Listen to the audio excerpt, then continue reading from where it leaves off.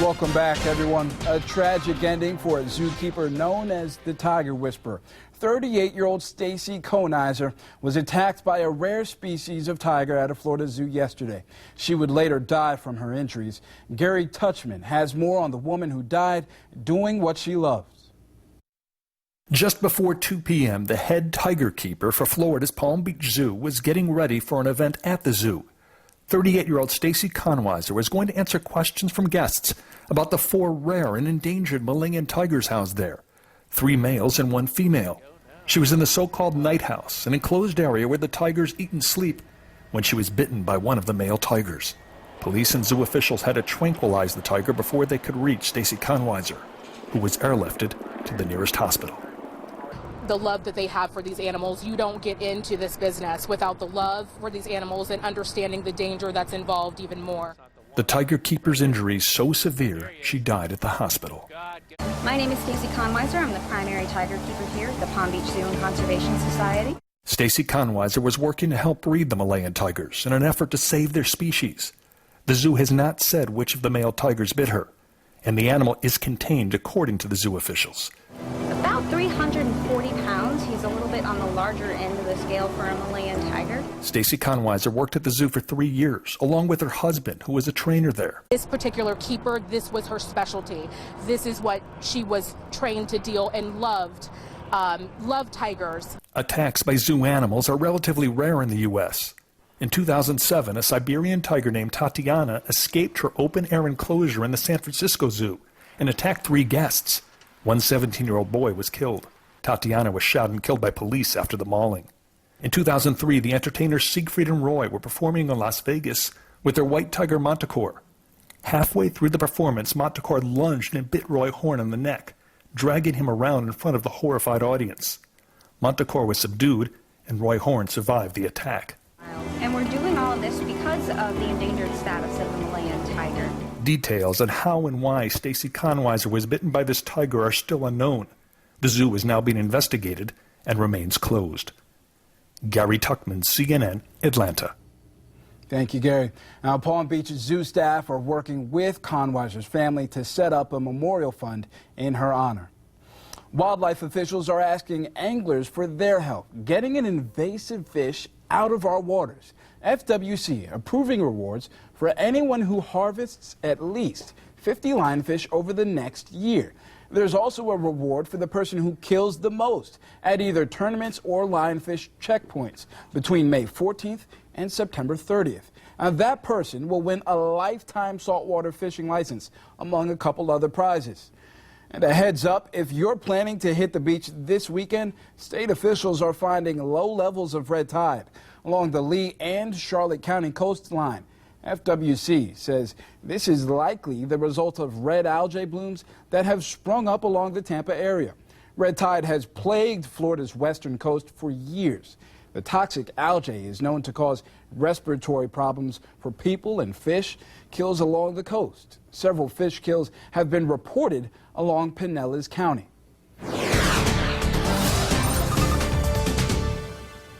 A powerful spring storm dumping heavy wet snow in Colorado, shutting down major highways in the mountains due to numerous accidents and poor visibility. It's tough for them to see.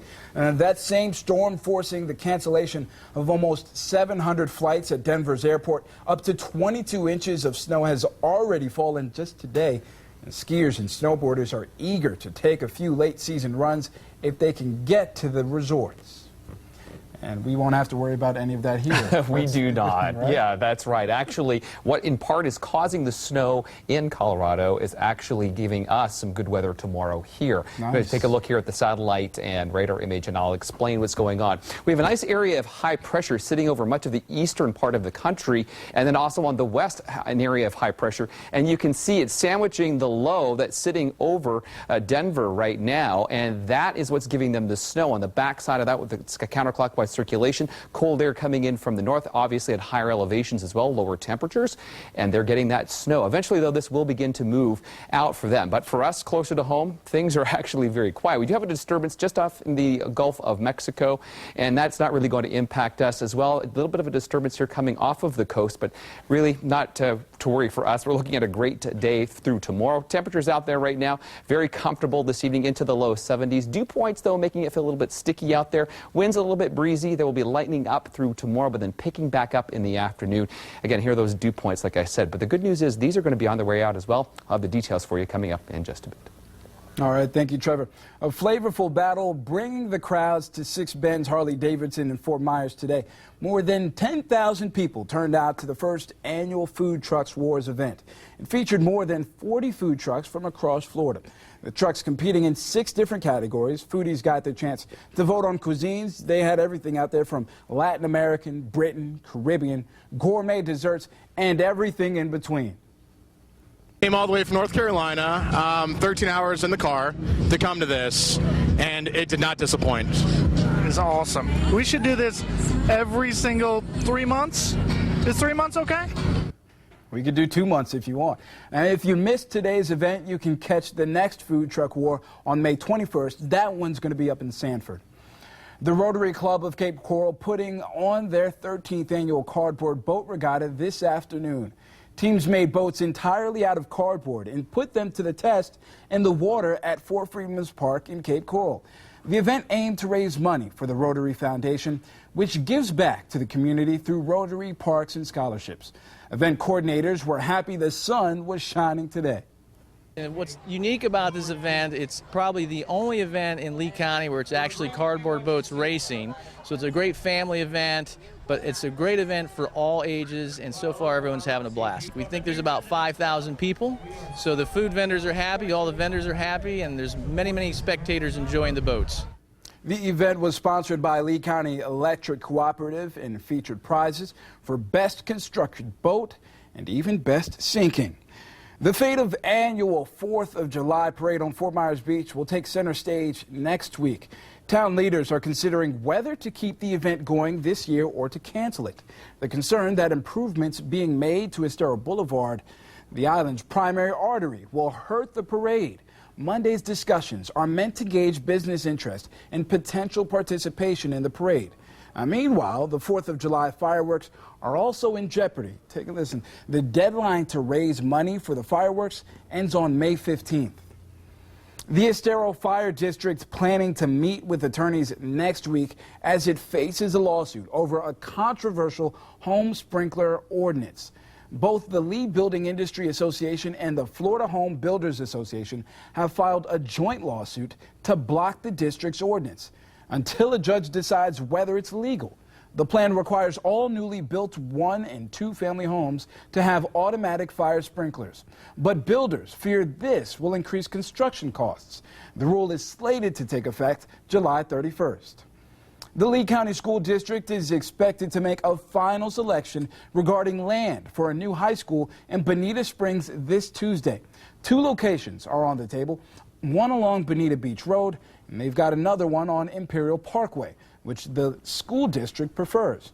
But a group of nearby homeowners are considering legal action to block this site, claiming a school will cause noise and bring traffic problems to their area. Changes may be coming to the way authorities enforce boating laws up in Naples. Next Wednesday, City Council is expected to introduce a new ordinance relating to boater regulation in both Moorings Bay and Doctors Pass. This comes months after Florida Fish and Wildlife ordered the city to take down no wake signs in the bay because it didn't have the authority to keep them there. Now, the city is trying to come up with a new ordinance that earns FWC's approval. Carnival is in the hot seat after 2 Cubans say they were not allowed to buy tickets on the cruise line. Now, Carnival is being sued over Cuba's policy that prevents Cuban nationals from arriving or leaving the island by sea. The Secretary of State, John Kerry, is weighing in on this, saying Carnival should not discriminate. American citizens, Cuban Americans, have a right to travel. And we should not be in a situation where the Cuban government is forcing its discrimination policy on us. The company says in a statement it must comply with the visa entry and exit policies of every country, but has lodged a request with the Cuban government to change the ship policy. For the first time in history, women will be assigned combat positions in the U.S. Army. Yesterday, the Army announced